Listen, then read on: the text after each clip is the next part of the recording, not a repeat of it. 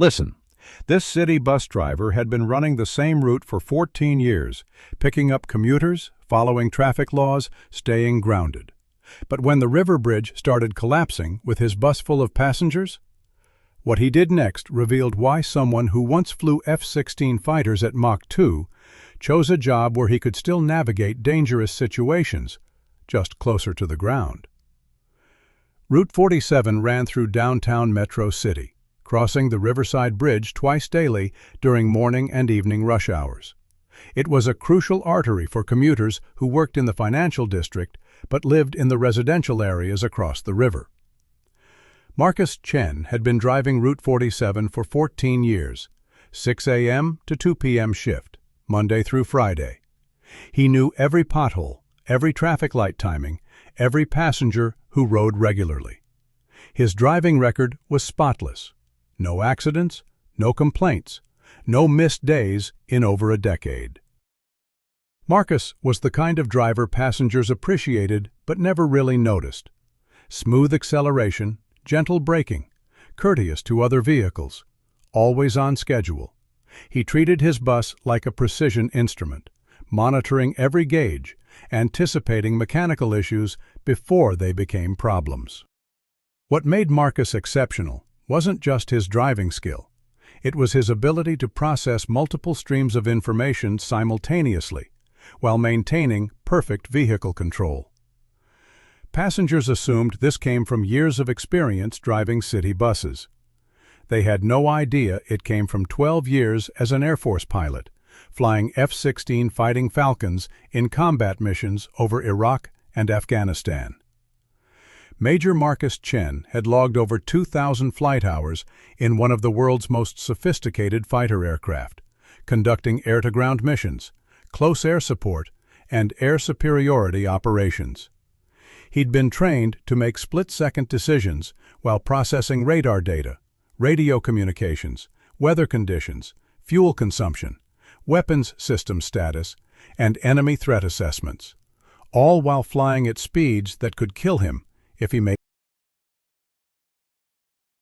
Marcus was halfway across the Riverside Bridge with 37 passengers aboard when he noticed something wrong. Not dramatic at first, just a slight vibration in the bridge deck that didn't match normal traffic patterns. His pilot-trained senses, accustomed to detecting mechanical anomalies at high speed, registered the irregularity immediately. Through his rearview mirror, Marcus could see cars behind him experiencing the same unusual vibration. But what made his blood run cold was the sound, a deep, resonant groaning of stressed metal that reminded him of aircraft structural failure at altitude. Marcus had been trained to recognize the difference between normal mechanical stress and catastrophic system failure. What he was hearing from the bridge wasn't normal wear and tear. It was the sound of engineering reaching its breaking point.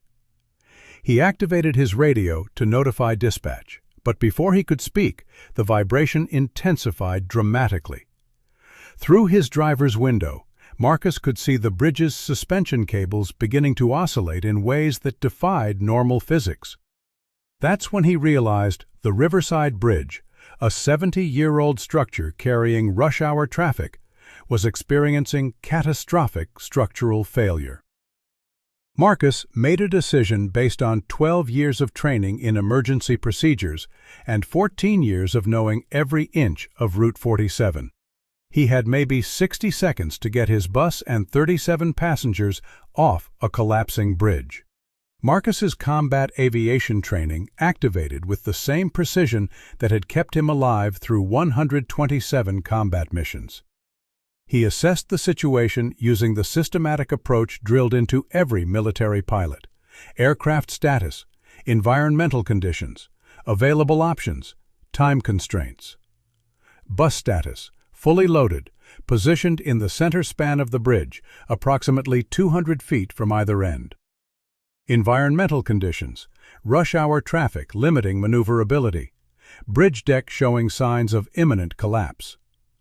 Available options: Accelerate toward the near end. Marcus accelerated the bus with the precision of someone trained to handle vehicle dynamics at extreme performance levels. Not recklessly, but with the calculated aggression of a pilot pushing aircraft beyond normal operational parameters to escape immediate danger. 30 seconds into the emergency maneuver, the bridge deck behind them began collapsing. What happened next required skills that most bus drivers never develop, because most bus drivers were never trained to operate multi-million-dollar aircraft in life-threatening situations. As Marcus approached the end of the bridge, the roadway ahead began buckling upward, the concrete deck separating from its support structure, creating a ramp-like obstacle that no normal vehicle could navigate safely. But Marcus wasn't thinking like a bus driver anymore.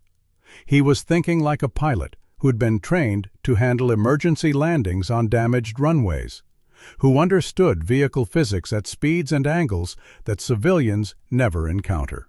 Using techniques adapted from emergency aircraft operations, Marcus modulated the bus's speed and trajectory to hit the buckled roadway section at precisely the right angle and velocity.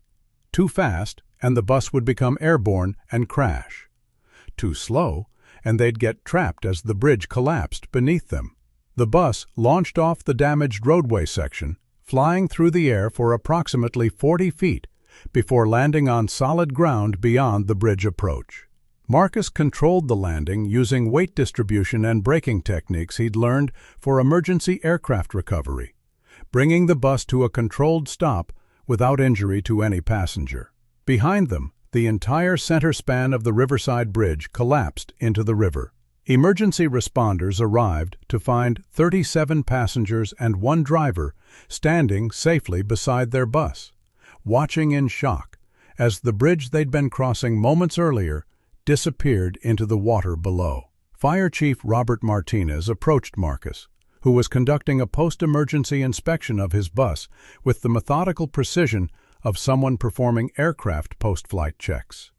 "Driver, what you just did, getting that bus..."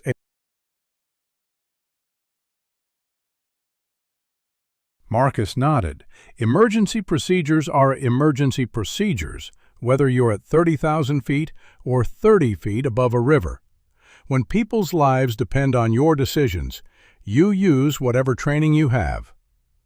The investigation revealed that the Riverside Bridge had been deteriorating for years, with structural inspections repeatedly delayed due to budget constraints. The collapse had been inevitable. Marcus and his passengers had simply been unlucky enough to be crossing when 70 years of deferred maintenance finally caught up with engineering reality. But what engineering couldn't account for was having a combat-trained fighter pilot behind the wheel of a city bus when the impossible became necessary. The trajectory calculations alone, structural engineer Dr. Sarah Kim told investigators, required understanding of vehicle dynamics that most professional drivers never encounter. The angle, the speed, the landing technique, if any of those variables had been off by even a small margin, everyone on that bus would have died. The story made national news. Fighter pilot bus driver saves 37 lives in bridge collapse. But Marcus declined most interview requests. He didn't want recognition for doing what he considered his job, getting passengers safely to their destination. In the aftermath, Marcus received offers from emergency response agencies, airline companies, and military contractors. The salary increases would have been substantial, the recognition significant, the opportunity to return to aviation professionally. Marcus turned them all down. "I appreciate the offers," he told the Transit Authority supervisor, "but I already have the job I want. These passengers trust me to get them safely from point A to point B. That's a mission I can believe in." Marcus continued driving Route 47, but the route was changed to use the newly constructed Eastern Bridge, while the Riverside Bridge was rebuilt with modern safety standards. Marcus also became an informal trainer for new bus drivers, teaching them advanced vehicle dynamics and emergency procedures. His approach, calm under pressure, systematic problem-solving, precise vehicle control, became part of the Transit Authority's training curriculum. But Marcus's greatest legacy wasn't professional, it was personal. He'd proven that service continues in many forms, that skills learned in defense of country could be adapted to protection of community, and that sometimes the most important flights happen at ground level. So now I gotta ask you guys, have you ever looked at the drivers, operators, or transportation workers in your daily life and wondered about their backgrounds?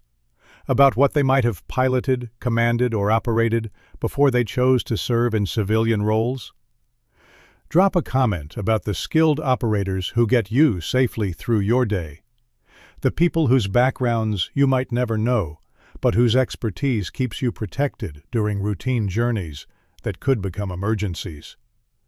Because here on the Human Stories, we honor the pilots who traded flight suits for driver uniforms, who chose ground-level service over high-altitude missions, but who never lost their ability to navigate impossible situations when lives depend on their skills. Thanks for watching, guys. If this story moved you, share it with someone who works in transportation and deserves recognition for the expertise they bring to keeping people safe. Hit subscribe to help us celebrate the aviators who continue flying, just in different vehicles. And the next time you ride public transportation, remember Marcus Chen. Remember that some of the most skilled pilots might be driving buses, and that the